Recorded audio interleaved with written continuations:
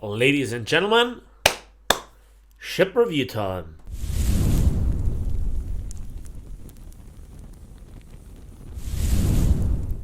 Hello there, and welcome back to War Thunder, to the ship review on the HMS Tiger. And as usual with my ship reviews, there is also a 5-minute guide by Drachinifel included before we begin with the actual review. So in a nutshell, the HMS Tiger is the first British 5.7 light cruiser for the British. It doesn't have premium status, despite being a reward vehicle or vessel for the ongoing Battlefield Engineer event. The question is obviously if it is worth it, what it can do, and if it's good or bad, a rundown on the statistics, and also a major comparison to its opponents on the waves of War Thunder. So without further ado, let's begin with the 5-minute guide by Drachinifel, and then let's start with the review. I hope you enjoy. The Tiger class were the Royal Navy's last big gun cruisers that were actually built, albeit coming at the end of a long line of painful disappointments for the British. So let's take a quick look at their background and history. Originally, the Tigers were supposed to be the tail end of the Town class design, ditching the rear super-firing triple turret and the aircraft hangar and equipment in exchange for more anti-aircraft firepower and the weight of the various modern fire control systems and radar systems that were starting to proliferate. Whilst one ship would be completed to this specification, the others were all put on hold after being laid down due to the war and subject to a number of false restarts. The first major iteration of this was an attempt to better the US Cleveland design, using 4.7-inch guns in place of the 5-inch 38, and going for a dual-purpose main battery of 12 6-inch guns in 4 triple turrets as per the original Town class layout. On top of that, the main guns were supposed to be semi-automatic or fully automatic depending on the design iteration. But the increase in weight as a result of the extra machinery and the near 24 different fire control directors needed saw the design inflate in displacement and cost until in the immediate post-war environment the whole thing was shut down despite the Royal Navy's desire to have the ships built. The next attempt was a heavier revision, taking the dual-purpose 6-inch turrets down from triples to twins, but adding one extra turret for a total of 10 barrels to generate the Minotaur design, with the secondary battery replaced by automatic 3-inch guns. This simplified the director issues and gave a heavy dual-purpose main battery at the expense of only 2 guns. But the sheer size of these ships and the resulting expense saw them cancelled as well. And so the Tiger class found itself subject to yet another design brief. This time a ship was considered with 12 automatic 3-inch guns in 6 twin turrets, 2 super-firing forward, 2 aft, and 2 amidships, with 1 on each side. This would fit in the size and displacement of the originally designed hull and thus be quicker and easier to build. But in an era when the Soviet Union was churning out Sverdlov-class cruisers like they were planning on giving them out as conference freebies, this idea of a cruiser armed with a gun no larger than an early torpedo boat destroyer's main armament was rather quickly shelved. At the same time, the planned 4 quadruple torpedo tubes were also dropped, since it was held that these ships were primarily anti-aircraft vessels and a larger torpedo battery would interfere with the placement of more anti-aircraft firepower. Instead, a design idea using 3 twin 6-inch turrets from the aborted Minotaurs, coupled with 3 twin 3-inch turrets and 4 multiple 40mm mounts, was considered, but again found to be too much gun for the ship's planned displacement. The third twin 6-inch was the first to go, followed by the 40mm, until a final armament was left of 2 twin 6-inch turrets, 1 forward and 1 aft, plus 3 twin 3-inch, 1 super-firing over the forward main turret, and the other 2 on the wings aft of the second funnel, with all guns capable of radar-directed anti-aircraft firing as well as an anti-surface role. One final change was made when somebody did the calculations and worked out that the 6-inch turrets had so much mass that for them to rotate at their top design speed would give them so much momentum that there was a serious risk of them smashing into the superstructure if the braking mechanism was somewhat faulty. and so the main battery was moved away from the superstructure and closer to the ends of the ship to give each a full 360-degree spin radius, which would also be useful in tracking aircraft that were passing overhead. The result was a relatively small ship in the world of post-war cruisers, much like their town-class ancestors at just under 10,000 tons standard and just under 12,000 tons fully loaded displacement.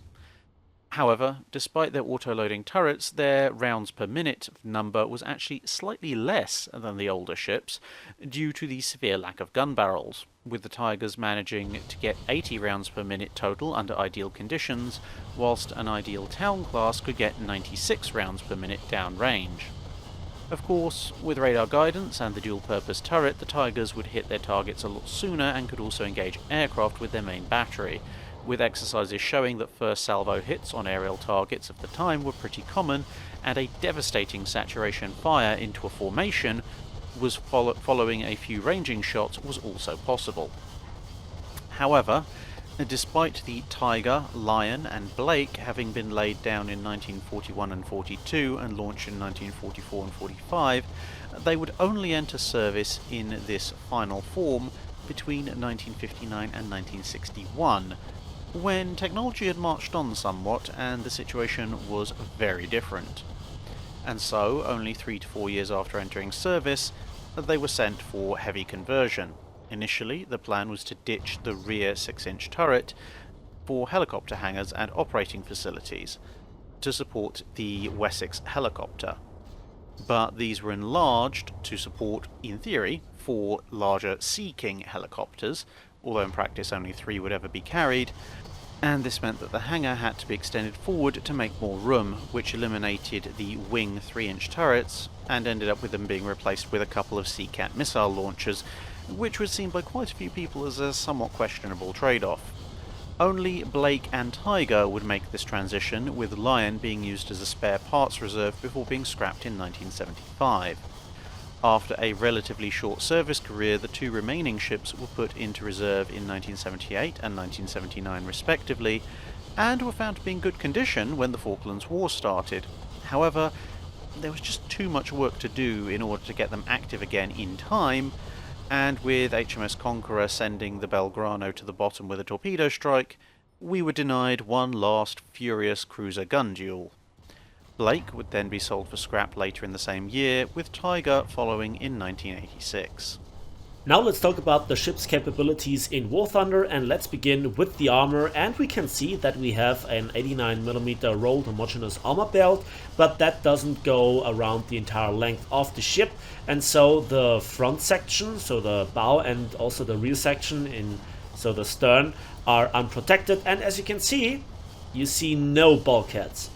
On top of the lower main belt, we have an upper belt of 51mm that will stop most HE shells, but like with the main belt, armor piercing will have no trouble going through from other cruisers, and even a lot of the destroyers are easily capable of punching through, but that also then slowly begins to depend on the distance and also the angling. However, there are some really big gaps in the armor plating. And on top of this, we have 50mm of deck armor, which is really nice.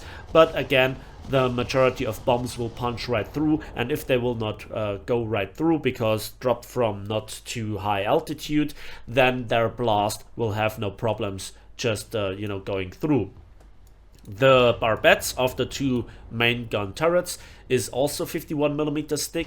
Again, no chance versus armor piercing, as well as the front of the turrets and the deck of the turrets, which is 55mm, although it could be double layered. No, it's not double layered. So 55mm, and the side even just only 20mm. And then there is no armor for the secondaries. Talking about the secondaries just in a moment, let's begin to have a look at the X-ray of the ship, the internal arrangement of the magazines, and we can see that they are placed in a very dangerous way because they are above the waterline, and as we could see, there they are without any sort of protection from armor plating. So if you manage to sneak in an armor piercing shell, above this armor belt and below this armor deck, then you can simply hit also the ammo racks with an HE shell. And then the following catastrophic magazine explosion will render the ship being a one-shot for the enemy. Then we also have a very nice ammo rack here, right under the secondary turret, and yeah, that also can be easily hit. Then we have a very, very prominent bridge here, and then that means that the ship just has no control over the steering when even getting hit by a destroyer HE shell, so that is really nasty.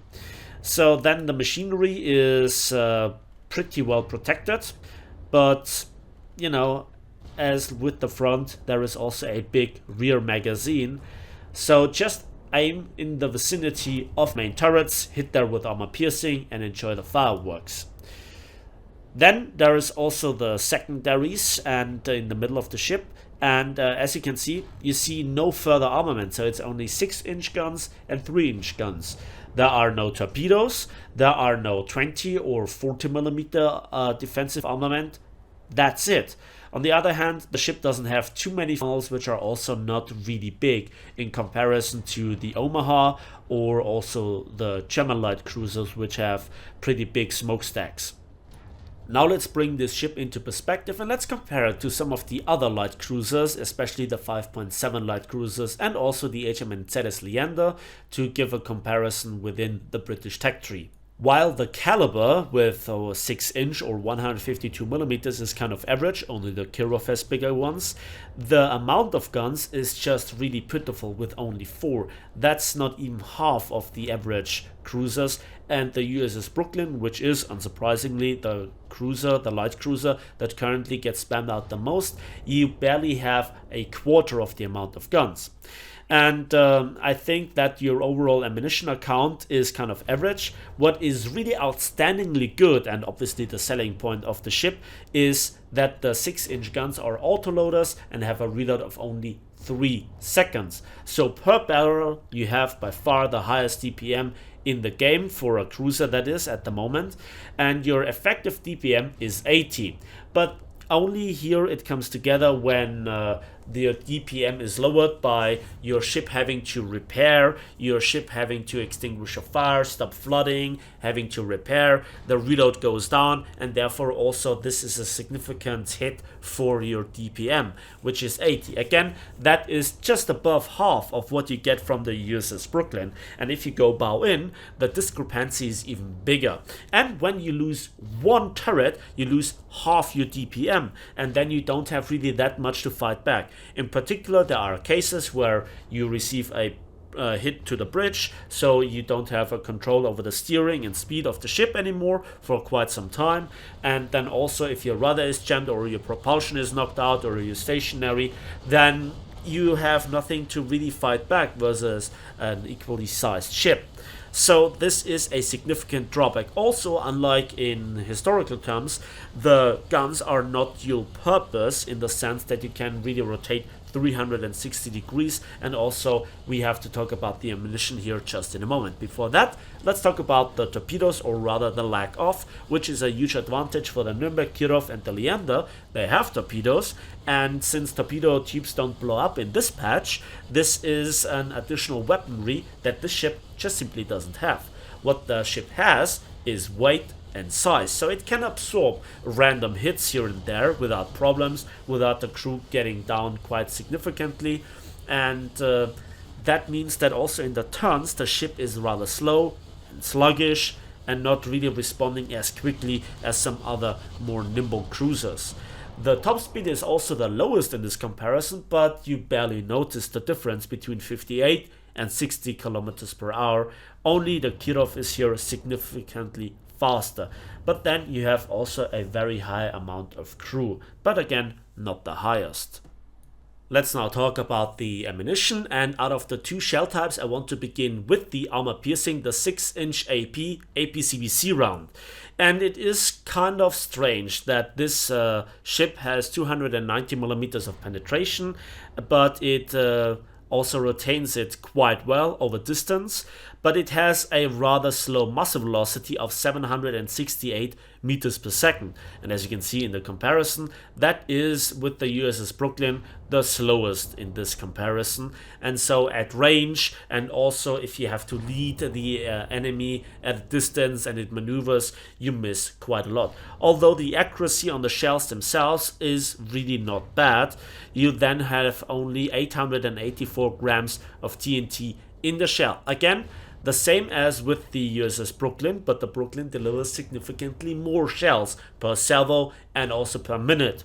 Then, in contrast to the other cruisers, they are more on the anti-shipping role design, and then you can see the difference to the muzzle velocity, in particular to the German and the Soviet main armament, which also have more TNT within the shell. Now let's talk about the 6-inch HE shell, and that has the slowest muzzle velocity in contrast to the competitors, and you feel this especially at range. So for example, if you compare it with the Nuremberg or the Kirov, they hit easily relatively quickly at up to 10 kilometers.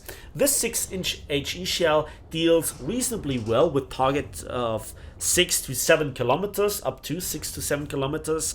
It is okayish if you're really good, up to 8.5 kilometers, but all above this, and the shell travel time is way too long. The shells hang in the air for a very long time. The accuracy, though, despite the slow muzzle velocity, or because of the slow muzzle velocity, is still great, and so you can hit targets that are up to 15 kilometers away, but it takes a very long time, 40-50 seconds, up until the shells arrive. And that only makes shooting at stationary AI ships a reasonable thing. And what about the shells when they hit? Well, they have the second highest TNT filling with 7.1 kilograms, and they create a blast penetration capability of 55 millimeters. And this is right in between the USS Brooklyn with 6 kilograms of TNT filler and the Kirov with 7.9 kilograms of TNT filling in the HE shell respectively. This is therefore amazing, since when a single shell hits, you deal a lot of damage, and you can actually punch through a lot of the belt armor, and that creates a lot, and I mean a lot, of flooding. So that means that when you hit the enemy at the ranges up to 4 to 5 kilometers, you can bring in very, very reliably these salvos, and then the splashes can deal with some turrets. Only with the HE you will knock out the majority of gun turrets in the game, especially also on light cruisers. And then you set fires, you ignite the fuel tanks, you reduce the crew quite efficiently, and also you can punch through the belt armor and create flooding. So the enemy has to repair the gun turrets, has to stop the flooding, has to pump out the water, and then also extinguish the fire while the crew gets decimated. And that means you give the enemy kind of a lot of trouble, and you're very, very good at support firing. But in the frontline duties, as I said, if you lose a turret, you lose 50% of your firepower, and if you get shot, there is a good chance that your ammo rack gets hit and you're a simple one-shot kill. One further thing that I want to mention is also the ammunition for the secondaries, since you have only those secondaries and nothing else. And the 3-inch NC-101HE VT, or proximity fuse shell, well, the muzzle velocity is very great, 1036 meters per second, and you have 480 grams of TNT in them, and that creates a blast penetration of 8 millimeters. That is great, as when you lose your main turrets, you still can deal with the majority of destroyers, and the reload is 0.36 seconds. This is very, very fast. That is a hailstorm on fire, and it just can mow down patrol boats, destroyers, and also the superstructure of cruisers, and still set fires and knock out a lot of the gun placements. So this is also creating one hell of a firestorm versus incoming aircraft. When your gunners are trained, an enemy aircraft, just seeing that laser beam coming towards them, they either say no or they die, as you can see in the background footage. So finally we are here in the last gameplay on the Mediterranean port map, and this is now the usual battle mode, so we have to capture points and we have to knock out enemy ships. So we are starting here and we're spawning at a distance of 5 kilometers, and the maneuver that I'm doing right here predetermines the rest of the playstyle, I'd say, which is wait for your support. Let the other players of your team take the damage and tank for you. You just can't do it. You are not really a spearhead ship, but you are an excellent support vehicle. And this is how I use this ship. And there you can see the fall of shots, and this is only the front turret that's firing, and we do quite a significant amount of damage here to this enemy Kirov. Second turret is knocked out on the front. Now I try to always go here for the turret section of enemy ships, since this is, in my opinion, the most effective way. And so how do you use the firepower of this ship? If you knock out the turrets, you don't even need a direct hit, you can splash them. And also if you hit below the turrets, you can set fires, you can create flooding if you hit the main armor belt.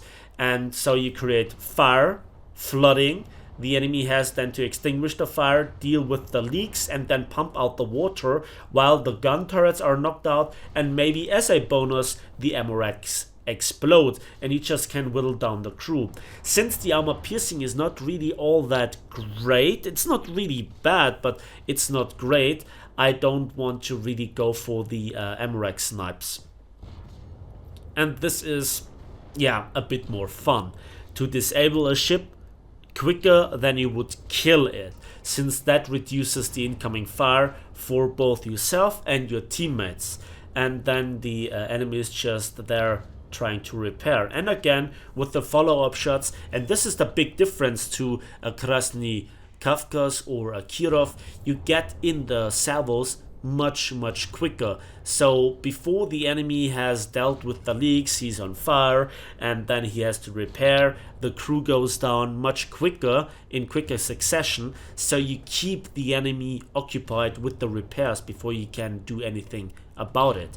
And that is the big difference to the Kirov and the Krasny Kafkas. Although when the Kirov hits with a single salvo, it deals so much more damage, and the semi-armor piercing is probably the best shell on the Kirov, but I also always like to use HE on the Kirov, which then at range and also with a full salvo demonstrates the alpha strike damage.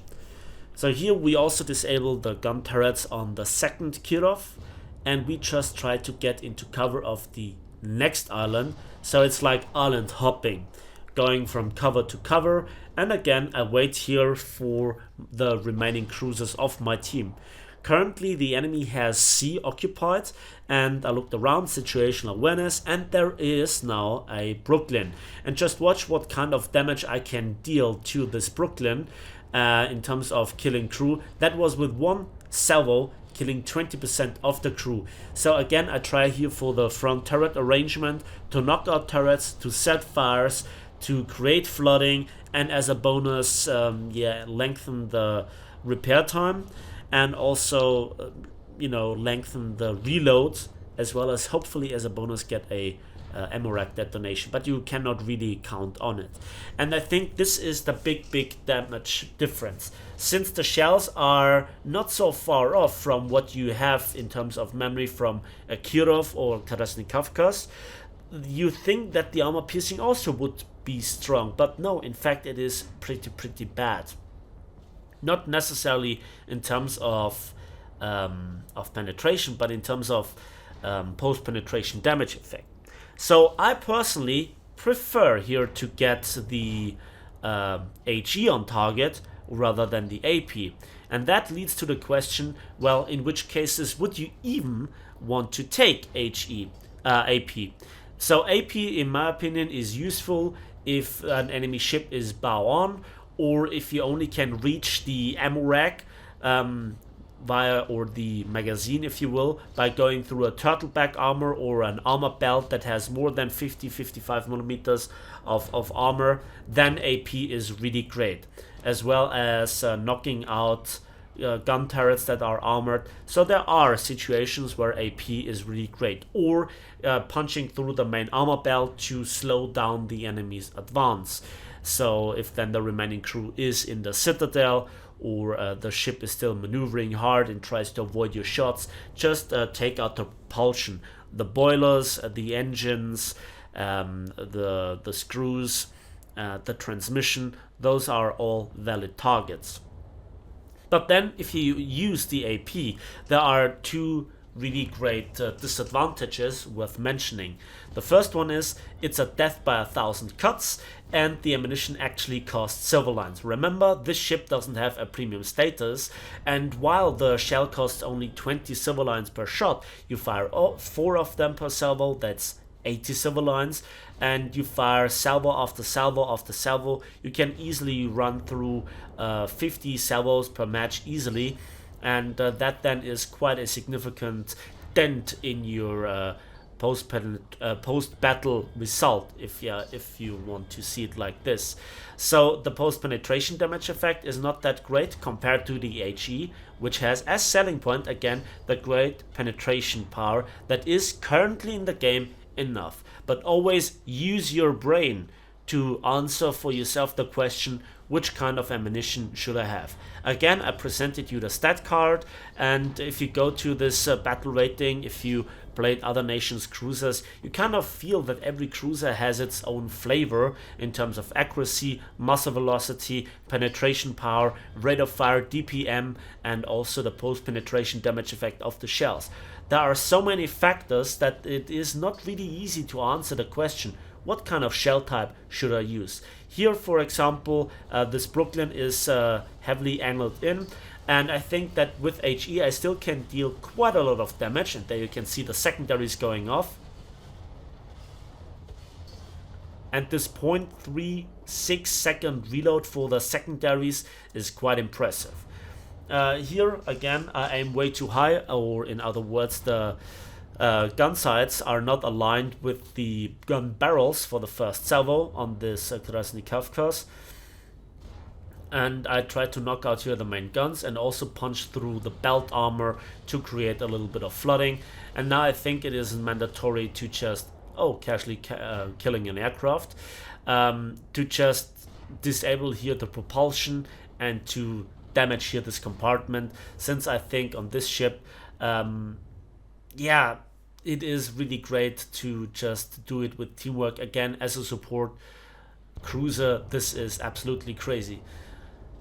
Now I use AP here against this Brooklyn, and then we get a lucky ammo rack detonation, or as it is shown here, the crew goes down to 0. Another nice thing is that the turret rotation is quite good. It is not American style or American destroyer style fast, but it's still really great. The problem is that the ship doesn't have 360 degrees rotatable turrets, which is a bit of a problem. It could be better in certain situations, or then could wiggle from one side to the other, where at ranges of, if you want to close the distance to the enemy, which is something that I want to do all the time. I want to close the distance so I can get shots in accurately and then have this bombs drop on the enemy's ship, if you will. And that is kind of the playstyle, but you must not get shot. That's always the thing. You're so you are like a destroyer in this respect. Yes, you have a little bit of armor, but you shouldn't count on it. And I lost my rear turret. There you can see the rate of fire of the secondaries, and we kill another plane. So that was a nice double strike. And the secondaries, or the heavy AA, is still going on. And so one aspect of the ship that I have not really talked about is when you get ambushed by an enemy patrol boat that has some 40mm or other kind of weapons of this sort, then he can just quickly disable your main gun turrets and also the 2 secondary turrets, and then you have nothing to fight back and you are at its mercy up until the point that you repair those turrets again. So this is a disadvantage that no other ship in the game really has, or no other cruiser or destroyer. So here this Omaha class is again flooding, and now I think he bailed out and gifted me the kill. And there is another patrol boat. So let's see if we can hit this guy. Yep. And that was hull break. So this is also something that you should notice here. The simple single shell can easily deal with patrol boats much easier than some other ships with 6-inch guns or 5.9-inch guns. So we already have our double ace here, 4 aircraft and 6 ships. Let's see what we can add to this list. My team meanwhile has secured C, and that's enough to bring the enemy's tickets now to bleed. And let's hope that this is enough for us to win the game. Now the remaining enemy players are here obviously sitting in aircraft, and there you can see the effectiveness of the secondaries, the hail of fire. There might be ships with more secondaries or bigger secondaries if you will, but the sheer rate of fire is just impressive. And that's the 11th kill. So that's a plain ace if you will as well.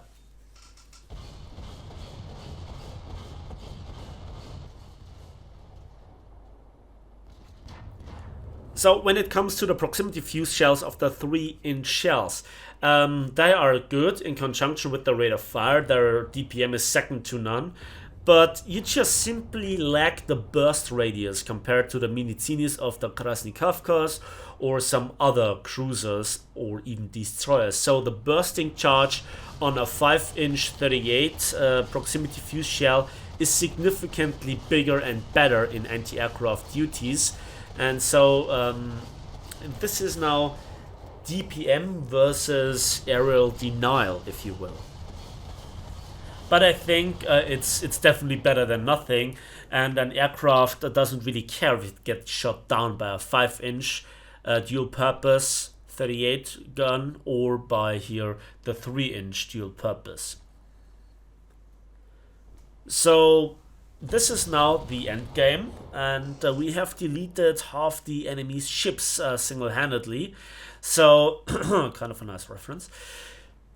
And I'm just waiting, I'm just chilling, and I just hope that I survive this battle. So let's just summarize the ship.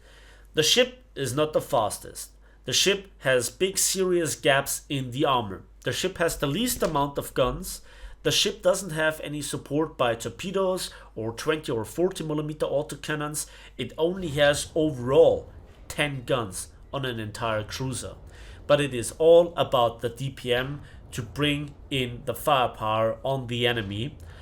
You are not very good at spearheading an advance or a push. There are ships that can deal in this section better with enemy ships, with enemy defenses, but you are probably one of the best support cruisers, and it is all about the HE shells on your 6-inch main guns.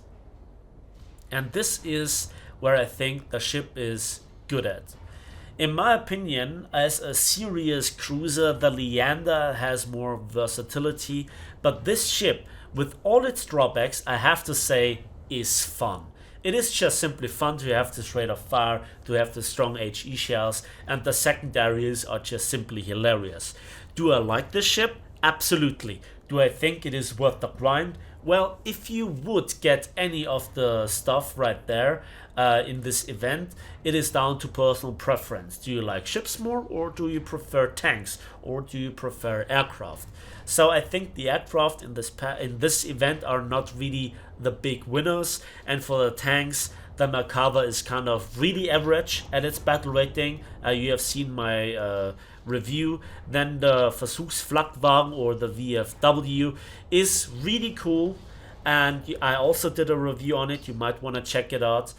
But I think that the most unique ship, or the most unique vessel, or vehicle if you will, is this one. And this is now my 12th kill. I think that just demonstrates what you can do as a support cruiser.